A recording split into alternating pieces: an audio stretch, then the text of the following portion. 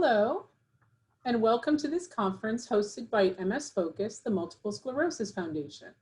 I'm your host, Deborah Foreman, Educational Programs Coordinator for MS Focus, and I'm joined by Shawn Feliciano, patient advocate, who will be talking to us about being visible despite MS. After a presentation from Shawn, we'll open it up to your questions and comments. Now I'm delighted to introduce our speaker. Shawn was diagnosed with multiple sclerosis in 2009. She used that condition to become a spokesperson for one of the major pharmaceutical companies, in addition to various MS organizations. In 2012, she launched her motivational speaking career and regularly tells her story to audiences across the United States. Her organization, Hiking for MS, sponsored numerous events to raise awareness for MS, including an 817-mile hike on the Arizona Trail from Utah to Mexico. She completed the big hike in 88 days and was interviewed on various major US television networks. Shawn is also a financial planner and works for a company whose mission statement is coaching those who serve in their pursuit for financial security. She has just completed a 20-mile virtual marathon in honor of her mother and brother who are battling cancer. Shawn, her husband, mom, and dog, Artemisia, currently live in Arizona, where they also own a small vineyard. We're very pleased to have her join us to present this important topic. Shawn, thank you so much for being with us today, and I'll turn it over to you. Thank you, Deborah. Thank you, everybody, for sharing your time with me tonight, and especially the MS Foundation for having this great series during Hispanic Heritage Month. So I would like to talk about this concept in MS, visible and invisible, and how sometimes that could make us feel like we're not from this world or that world. But before I do so, I'd like to introduce myself. Who am I and where am I from? I'm Puerto Rican. I was born in New York. Some would call me New Yorican. My mom was born in Puerto Rico in Santurce. My dad was born in Isabela, Puerto Rico as well. And my grandmother, who I'm going to talk a lot about today because she was very instrumental in my life, was born in Toalta. My grandmother was a woman of color. And when she and her siblings were very young, they lost their parents.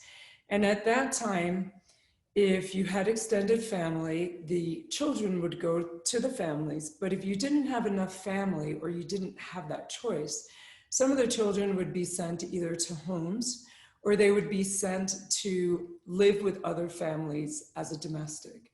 And so that's what happened to my grandmother. She went to live with the family of the Chacones in Puerto Rico.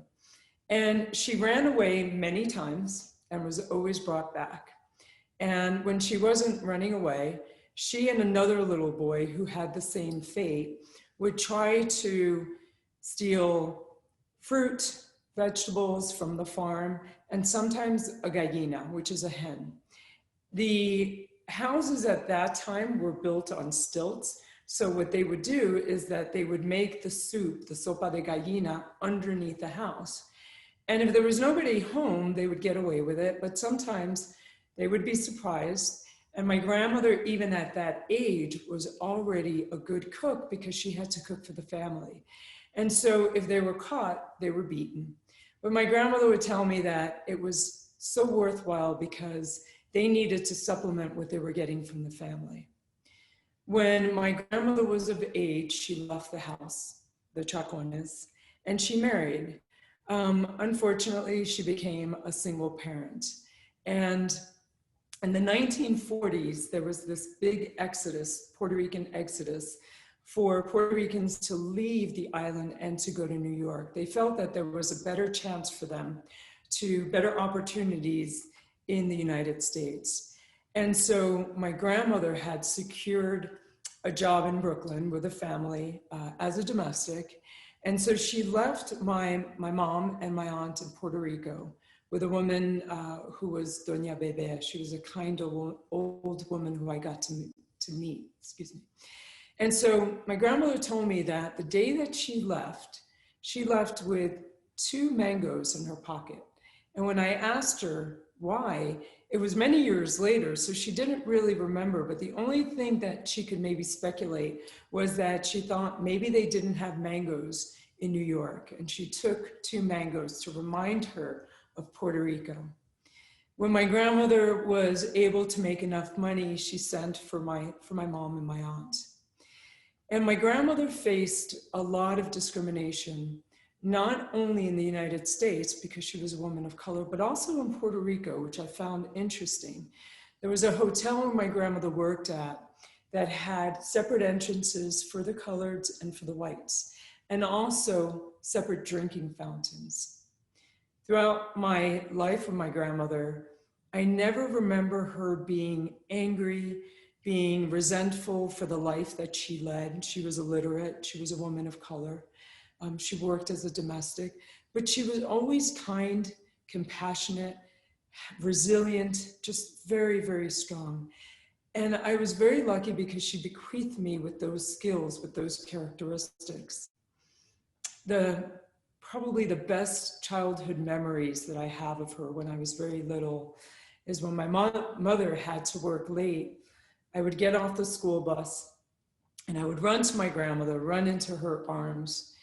And the weekends were so much more special because I could actually spend the whole weekend with her, which meant that I could go to the barrio with her and get vianda, so vegetables that were Puerto Rican that we couldn't find where we lived, or I would help her clean, or I would be in the kitchen with her as she was cooking. And there was this smell because she would always cook my favorite foods, arroz y habichuelas y pollo, which is rice and beans and chicken, or frituras, fried foods. There was the scent of her cooking. There was the scent of incense. In the background, we had Puerto Rican music, maybe Hector Lavoe. It was always Latin music, salsa usually, or Tito Puente. And as all of this is going on, she would tell me stories about her childhood or Puerto Rican folk stories. And even as an adult, I never tired of asking her the same questions, hearing the same stories. Her character is what helped me, not only through my life, it still helps me now, but especially when I was diagnosed with multiple sclerosis. And I think most of us can remember exactly where we were, the doctor, the time, the day, when we heard those words, "You have multiple sclerosis." For me, I was in New York, and I was 3 weeks before getting married, so I was getting fitted for my wedding dress. Of course, I waited for until the last minute. And I was staying at a friend's house. I was also training for my first marathon. So after all of the wedding stuff was over, I set out that morning.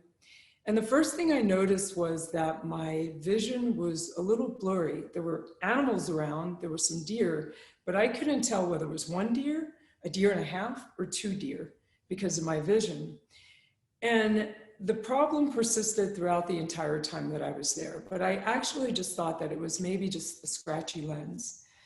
The day that I left for North Carolina, where we were living, I got in my car, started driving, and I realized that I had no peripheral vision.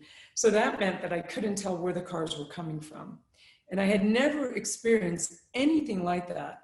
And so I was, of course, frightened. And the first thing I did when I got to my office was call an ophthalmologist for that day. And he suspected something called optic neuritis, which is the inflammation of the optic nerve, so the nerve behind the eye. But what was really interesting was that he wanted me to have some MRIs done of the brain and also the spinal cord. And he also sent me home with some literature on MS. And I'm kind of embarrassed because I didn't know anything about MS. The only thing, what I thought MS was muscular dystrophy. I thought it was Jerry's kids. But when I got home that night and I did some research and I read the literature, the first thing I thought is, this has absolutely nothing to do with me because I run every day. I'm training for a marathon. I I have no vices, I eat well, and I don't feel sick. And I thought, he doesn't know me, so he probably just is thinking of something else. A couple of days later, I was in my office and I was finishing up with a client, and there was a voicemail from the doctor. And I thought, okay, finally, he's going to give me the drops and we're done. But instead, what I heard was, your diagnosis is in. You have relapsing remitting multiple sclerosis. At that point in my life, I felt like my world had crashed. And I remember distinctively walking over to the lights, shutting down the blinds at my door, and sitting in darkness.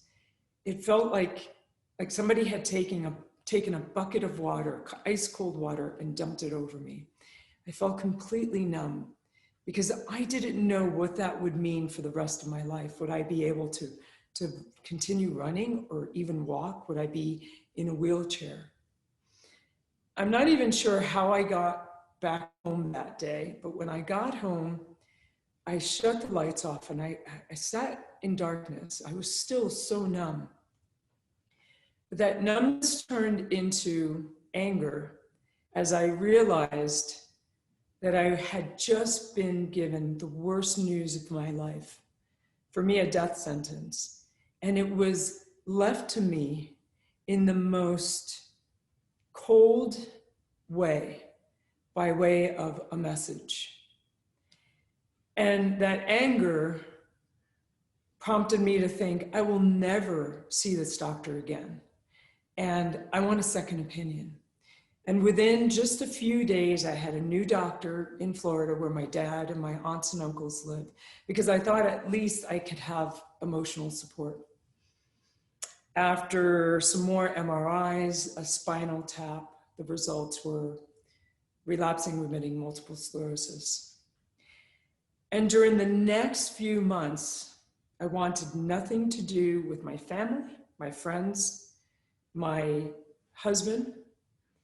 All I wanted to do was to separate myself from them, to be totally isolated and be just invisible.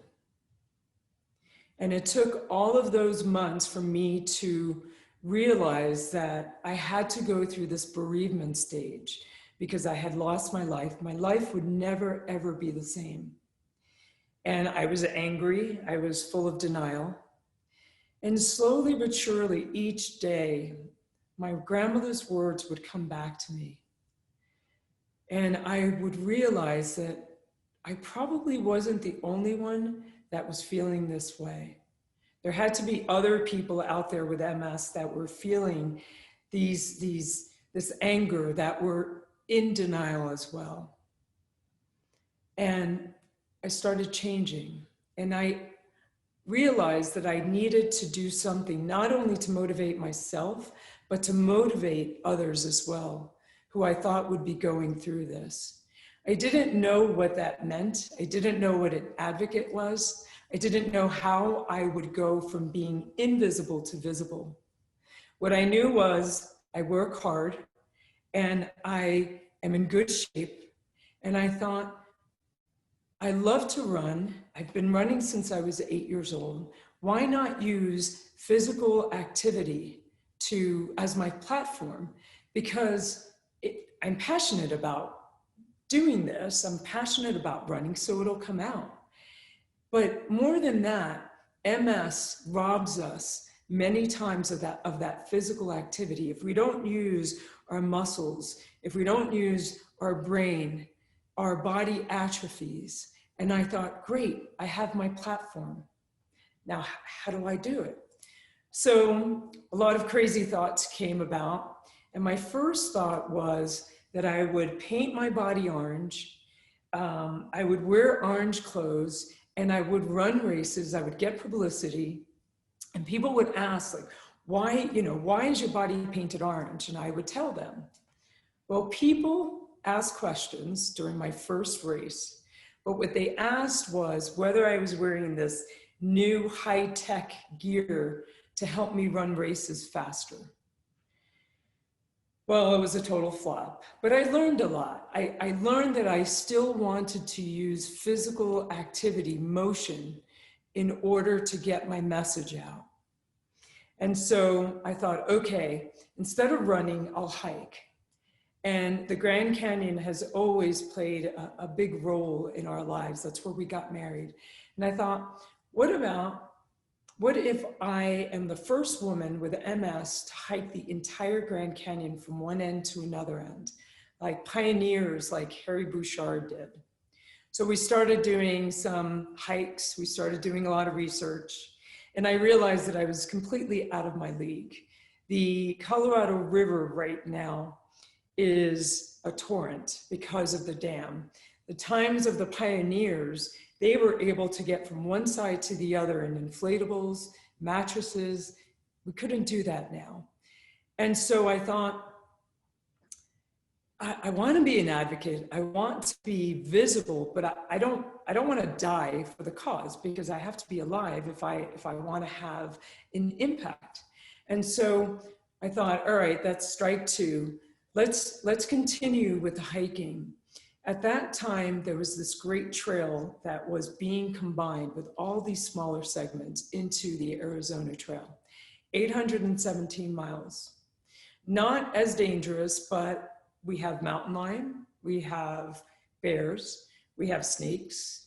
There are areas where you can't get water. There are tanks in some of the places where you can get water, you have these huge tanks that are for cattle. So if you were really desperate and you had a good filtration system, which we actually had to filter water from one of these tanks, you can run out of water and die. During my first 2 weeks, after my first 2 weeks, my hiking partner bailed out and she quit. So here I am by myself with my husband, who was doing all of the reconnaissance and meeting us.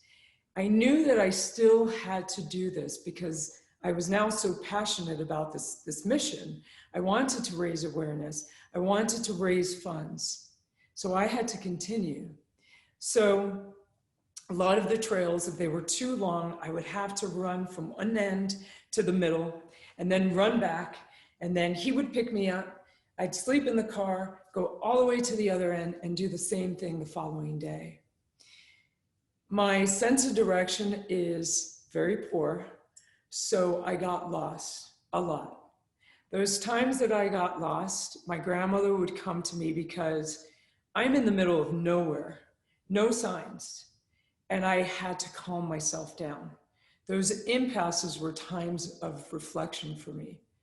I tripped a lot, I fell a lot. Those times I had to just gather my sense of self and think of people that are in wheelchairs that have MS or have progressive MS and walk with walkers. And each day that I could, I walked for somebody who had MS. It was one of the most amazing experiences. I met people that asked what I was doing because I was by myself. And when I told them, they either knew a family member or a friend, they shared their experiences. Some even donated a meal or donated to the cause. And so I finished in 88 days. I came out of it about 10 pounds lighter, a little darker than what I am right now. And instead of the 817 miles, I probably hiked about 1,000 because I had to double back and I got lost so often. That taught me that I had to go from being invisible to being visible if I wanted to make a difference. I was really fortunate that CNN, Women Latina, and Fox Latina told my story. And I was able to ask questions because I really still didn't know a lot about the disease, but I wanted to know how this disease impacted Latinos, how Hispanics, how the cognitive testing was it fair? If we're bilingual, if we take longer during some of these tests, is that skewed against us? What about people of lower socioeconomic means? What does that mean for them? And they allowed me to voice these questions. Now, I have a friend who was diagnosed with MS. She was 18 years old. This was a time where she was going into the university, and instead of staying up late and doing the silly things that we do when we're that age, she would usually have to go to bed early because she was in pain or because she was tired. And she told me a story that she was going to a store. She had parked in the handicap section, and she was getting out of the car, and a woman started yelling at her and telling her that she couldn't park there, that she had no right to park there. And my friend reached her. She said, "Ma'am, you don't know me. You don't know my story. I have MS." The woman kept on walking. Maybe she was embarrassed. Maybe she didn't know what MS was. She never apologized. My friend has MS, which is not visible. Now, if we take that concept and we take somebody who maybe has progressive MS and is in a wheelchair or walks with a walker or a cane, their symptoms are visible. And sometimes we don't treat them with respect because we don't ask about them. We don't ask what their goals, their aspirations, their dreams. We ask, how are you feeling? We ask only about that physical concept, that physical, that visible part of them that we see. And even sometimes we yell a little bit louder because we think just because they're in a wheelchair that they can't understand us. Visible and invisible, two different concepts. And sometimes we feel, because of that, that we're not of this world or that world. When I was a kid, my mom moved us from New York to Puerto Rico. She actually did it in reverse to everybody else. And when I was in school there, both my brother and I were bilingual. We spoke English and Spanish fluently with no accent whatsoever. But when I was in school, the Puerto Rican children didn't think of me as Puerto Rican, even though I was cinnamon colored, brown hair, brown eyes, looked exactly like they did. I didn't fit their vision of a gringa with their stereotypical, maybe American child with blonde hair and blue eyes. But I wasn't like them. When we moved back to the States, we lived in a predominantly Italian Irish neighborhood. And those children didn't think of me as American. In a sense, they called me a spick, they called me other names, but I wasn't in their eyes like them. I wasn't of this world and I wasn't of that world. And this confused me for many, many years. And it resurfaced when I was diagnosed with MS because I felt like my symptoms are invisible, but yet I have MS. I'm not like everybody else. But yet I'm not in a wheelchair. I don't walk with a cane. So I'm not of that world. And as I started thinking about these different concepts, I realized that if I had to be of one world, what I would have to do is take those two worlds and actually combine them. I had to be visible. I had to have the courage that my grandmother had, that she instilled in me, her beautiful countenance. I had to be like her. And I know that many of us have stories of grandparents that took care of us, that loved us, that instilled these great concepts, these great ideals. And if it wasn't maybe a grandparent, then it was somebody else who made a difference in our life. And so it's up to us. And what I realized is that it's up to me to make sure that if I am of one world, I have to make a difference. I have to become part of research because we know that not all medications that work for Caucasians work with people of color. They may not work for Hispanics, African Americans, Native American Indians, Asians. But if we're not part of the solution, if we're not visible, if we're not ready to take that courageous step to be part of that process, then we're never going to be whole.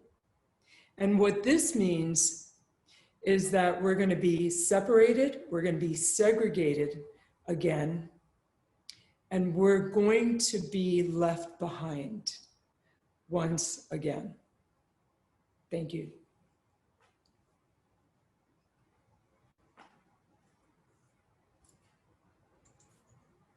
Wow, that was really, wow, that was very thought-provoking. I'm going to be thinking about that for the next 5 days for sure. So now we're ready for questions. If you have a question or comment, please use the raised hand feature in the app or send your question via chat. To raise your hand, click the screen to pull up the menu, select More, which is the icon with the 3 dots, and click Raise Hand. I will unmute you, and then a button will appear on your screen asking if you want to allow me to do that. You'll then need to select Allow. Okay, so let's see. Anybody has any questions? I do have a question that I'd like to ask that I don't want to forget while we're waiting. Okay. You did a virtual run. What is that? How do you do that? How do I do that? So because there's a lot of land here where I live in Arizona, there's a lot of back trails. I was able to, well, one, it was very hot, so that made it a little bit more difficult. But what I did was I set out at, I think it was 4:30 in the morning. My husband it was still very dark out. And we didn't think that there were snakes at that time, but about a week ago, there was actually on our property here a snake, and it was definitely venomous. So we were lucky, but he had to drive in back of me with the lights so that I could see where I was going. I was the only one running. I made it 20 miles because it's so hot still that I couldn't get to a full marathon. And as I was thinking about it, with my mom being diagnosed and my brother, and it being 2020 and COVID, I just thought 20 is the perfect amount. And some of the areas were a little scary because I started seeing, and I think I mentioned this before, I started seeing some scat in some of the kind of remote areas, and it was cat scat. So there had been a cat, maybe a mountain lion, or maybe just a bobcat of some sort. And it was fresh enough that maybe it was only a week ago. So those were my fastest times for sure. It was an area where he couldn't get back with the car. So I actually went and came back as quickly as possible. But yeah, we recorded a little bit of it, which was a lot of fun. It was great. It was really meant a lot. Thank you. I was wondering how you did that. So it beats some of the other virtual runs that I've seen where you're just doing the run on a treadmill. I could never do that. That's tough. You love being outside. Nice. Okay, so Rebecca wants you to know, thank you very much for sharing your story. Thank you, Rebecca. Sherry has said, Shawn, you alluded to the fact that you were becoming involved in research. Can you expand on that? So I am part of different organizations. I Conquer MS is one of them, and they have a really great website where one could go and you could give them as much or as little information as you'd like. But right now, for example, they're doing research or questionnaires on Hispanics with COVID. But what we want to do is to be able to just have Hispanics participate, whether it's questionnaires, whether it's part of more of the research nowadays is focused on the patient. So the patient drives the pharmaceutical companies instead of the other way around. The patient drives the scientists. They want to know we're feeling, what are our symptoms, how are we doing with the drugs that we're on. So it's very patient-centered, which is really quite a change from the way that research has been driven for years and years. So it's very hands-on. Nice. Okay, so once again, while we're waiting for people, if they have a question, let me just explain the process again. If you do have a question or comment, please use the raised hand feature in the app or send your question via chat. To raise your hand, click the screen to pull up the menu, select More, which is the icon with the 3 dots, and click Raise Hand. I will unmute you, and then a button will appear on your screen asking if you want to allow me to do that. You'll then need to select Allow for me to do that. Wait a couple seconds.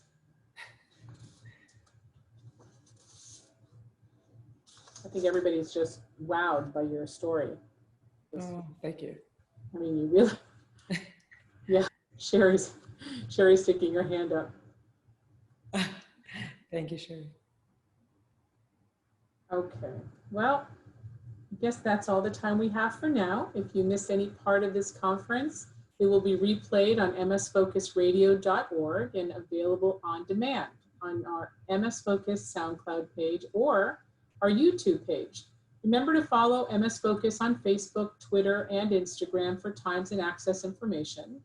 Our next teleconference will be this coming Tuesday, October 20th at 5 o'clock Eastern Time, featuring Dr. Flavia Nelson. She's going to be discussing cognition in MS. Our sincere thanks to all of our attendees for your participation, and especially to Shawn Feliciano. Thank you so much for the time you spent to prepare and to share this information with us. Goodbye, everybody, and be well.